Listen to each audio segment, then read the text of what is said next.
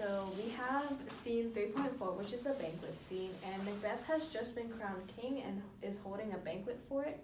And the murderer appears to tell him that Banquo has been killed while his son Fleance has fled, and also the ghost of Banquo comes as a hallucination to Macbeth during his fit, which causes Lady Macbeth to dismiss the rest of the nobles, and which raises their suspicion.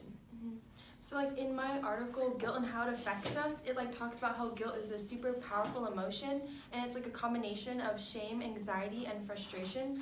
So I think we could like portray that in our film, like when he finds out that the murderer tells him that Fleance escaped, he could like be like super angry and mad, like when he says, "I else had been perfect, whole as the marble, but now I'm convened, cribbed, confined, bound into saucy doubts and fears." Like he could like say that really aggressively to show how he's like super angry and frustrated.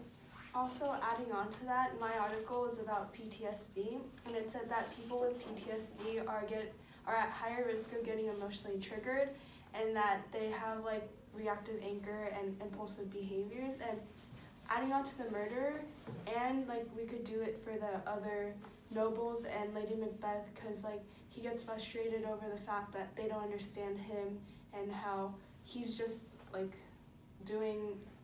seeing the ghost alone. And also like to show that he could slam his chalice when talking to Lady Macbeth and raise his voice. Leading off of Hannah's, I found that in my article, sleep deprivation and schizophrenia also leads to PTSD and hallucinations. So like the brain's frontal lobe is heavily reliant on sleep, so lacking it can lead to like mood disorders such as PTSD. So we can show Macbeth doing this because Macbeth is sleep deprived from all the murders he committed. It causes him to hallucinate when seeing Banquo, so we can have him mumble or stutter his voice when he says, "Thou cannot say I did it, never shake thy gory locks at me." Okay, so building off of the psychological aspect, in my article concerning like the triggers and aspects of mental illness, they talked about how there's a lack of awareness as well as lack of support when concerning like mental illness patients. So when Lady Macbeth says, "You have displaced the mirth, broken the good meeting with most admired disorders," we can portray her as having a really condescending and angry tone, because she's in the scene. She's like blaming Macbeth for like breaking up the party but she uses that as an excuse to get out of like trouble instead of addressing his issue and making it better.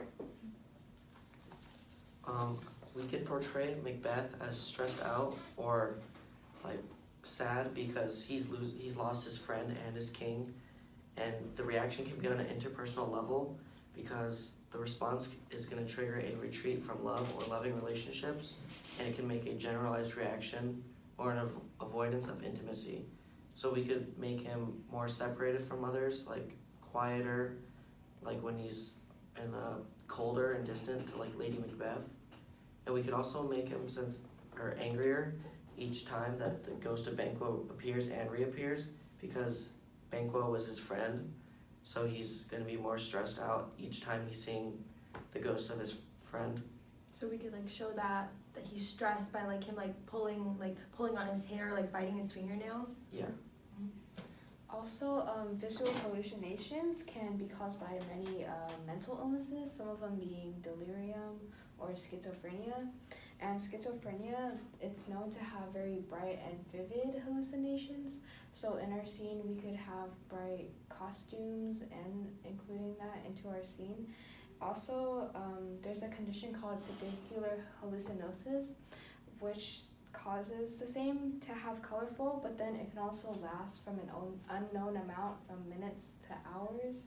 So we could have Lady Macbeth trying to be cautious around Macbeth when she's talking to the nobles, because she doesn't know how long he's been in the hallucination. So she could be whispering like, "Question enrages him," and then so she doesn't want to make him angry again. So like she talked about how like there was like a stigma behind mental illness and how people don't really care, and she's like blaming Macbeth when like she's kind of angry, and you're like talking about how like she wants to like be caring towards him. So like which one do you think would like better fit our scene?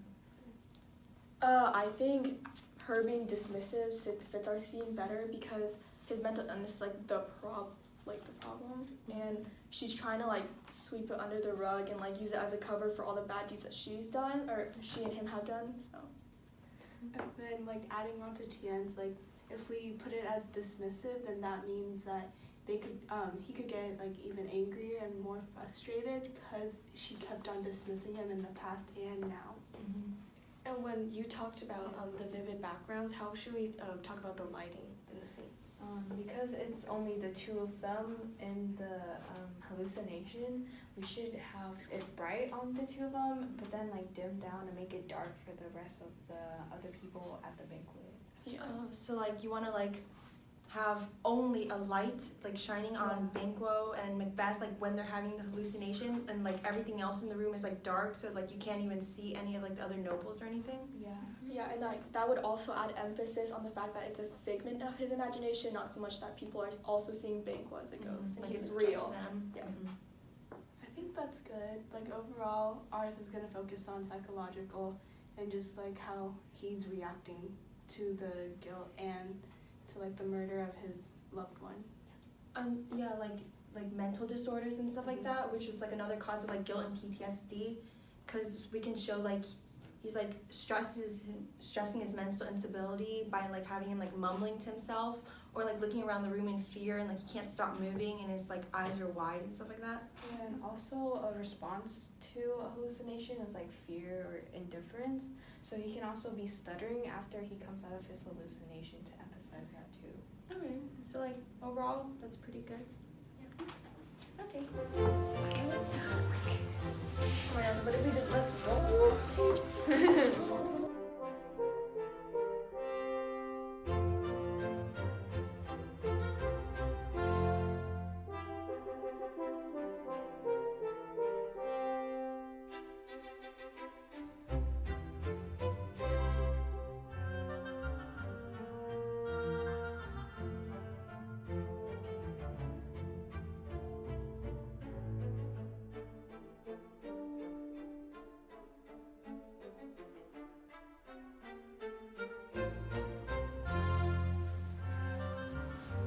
You know your own degrees. Sit down, and first and last, a hearty welcome.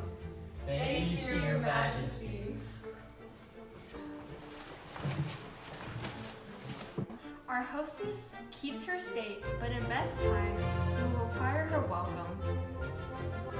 Pronounce it for me, sir, to all our friends. For my heart speaks, they are welcome. Both sides are even, but here I'll sit in the midst. Anon will drink a measure.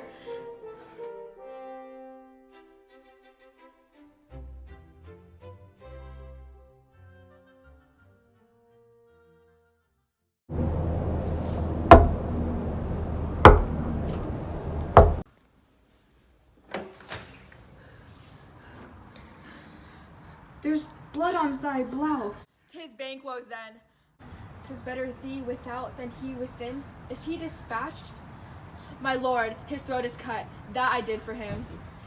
Thou art the best of cutthroats.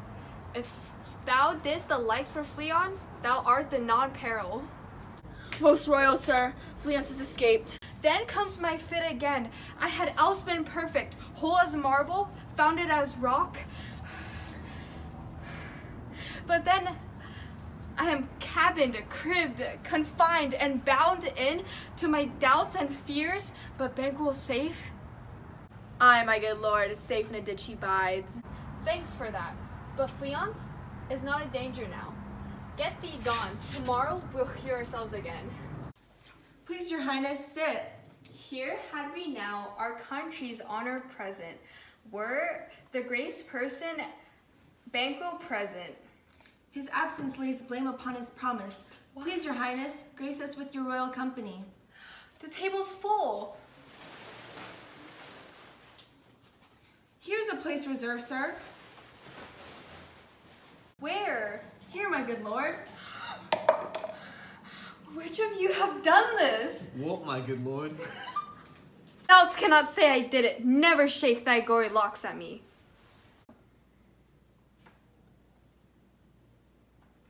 Gentlemen, rise. His highness is not well. Sit, my lord is often thus, and hath been from his youth. The fit is momentary. He will again be well. Feed, and regard him not.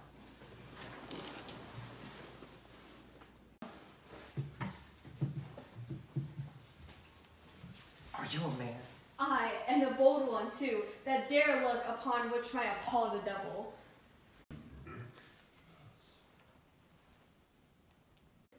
Oh, proper stuff. This is the very painting of your fear. This is the air-drawn dagger which led you to Duncan. Why do you make such faces? When all's done, you look but on a stool. Prithee, see there, look, behold, if doubts can nod, speak too. What quite unmanned and falling? If I stand here, I saw him. Fie, for shame.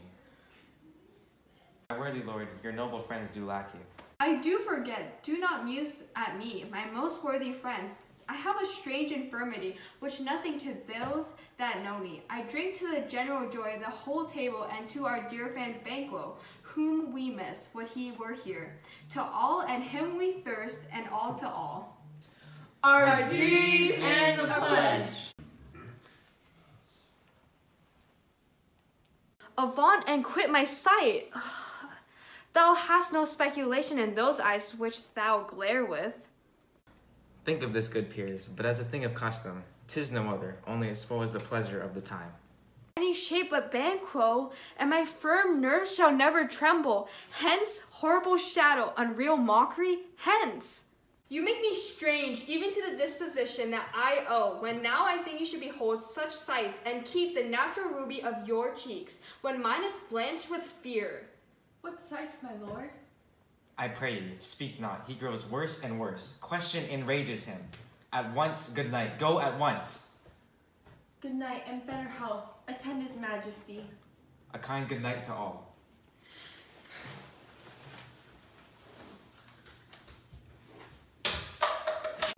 It will have blood, they say. Blood will have blood. I'm in blood, stepped in so far. Should I wade?